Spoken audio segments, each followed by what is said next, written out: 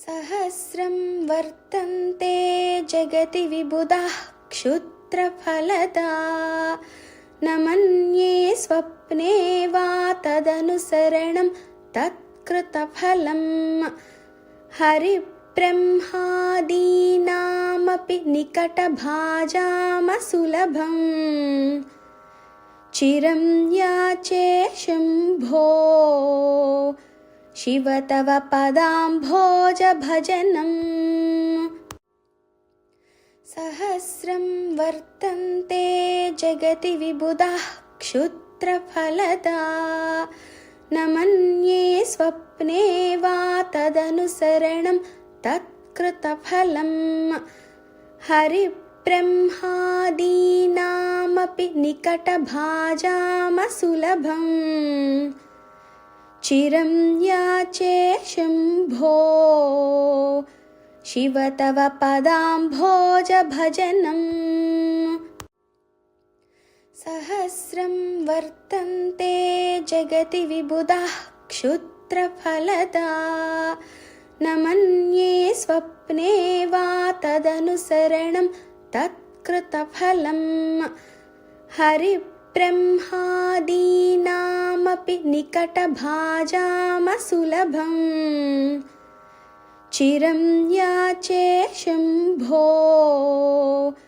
शिव तव पदाम्भोजभजनम् सहस्रं वर्तन्ते जगति विबुधाः क्षुद्रफलदा न मन्ये स्वप्ने वा तदनुसरणं तत्कृतफलम् हरिब्रह्मादीनामपि निकटभाजामसुलभम् चिरं याचे शम्भो शिव तव पदाम्भोजभजनम् सहस्रं वर्तन्ते जगति विबुधाः क्षुद्रफलदा न मन्ये स्वप्ने वा तदनुसरणं तत्कृतफलम् हरिब्रह्मादीनामपि निकटभाजामसुलभम् चिरं याचे शम्भो शिव तव पदाम्भोजभजनम्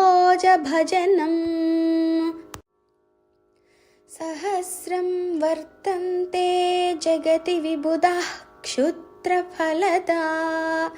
न मन्ये स्वप्ने वा तदनुसरणं तत्कृतफलम्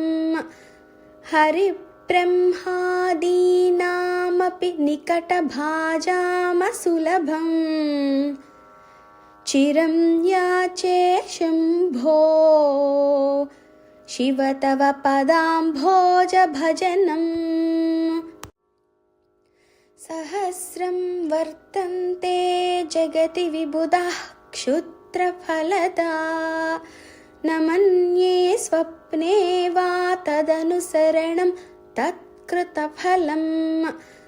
हरिब्रह्मादीनामपि निकटभाजामसुलभम्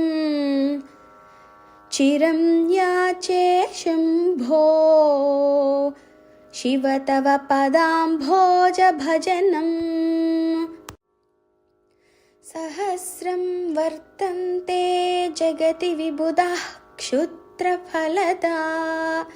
न मन्ये स्वप्ने वा तदनुसरणं तत्कृतफलम् हरिब्रह्मादीनामपि निकटभाजामसुलभम् चिरं याचे शम्भो शिव तव पदाम्भोजभजनम् सहस्रं वर्तन्ते जगति विबुधाः क्षुद्रफलदा न मन्ये स्वप्ने वा तदनुसरणं तत्कृतफलम् हरिब्रह्मादीनामपि निकटभाजामसुलभम् चिरं याचे शम्भो शिव तव पदाम्भोजभजनम्। सहस्रं वर्तन्ते जगति विबुधाः क्षुद्रफलदा न मन्ये स्वप्ने वा तदनुसरणं तत्कृतफलम् हरिब्रह्मादीनामपि निकटभाजामसुलभम् चिरं याचे शम्भो शिव तव पदाम्भोजभजनम् सहस्रं वर्तन्ते जगति विबुधाः क्षुद्रफलदा न मन्ये स्वप्ने वा तदनुसरणं तत्कृतफलम् हरिब्रह्मादीनामपि निकटभाजामसुलभम् चिरं याचे शम्भो शिव तव पदाम्भोजभजनम्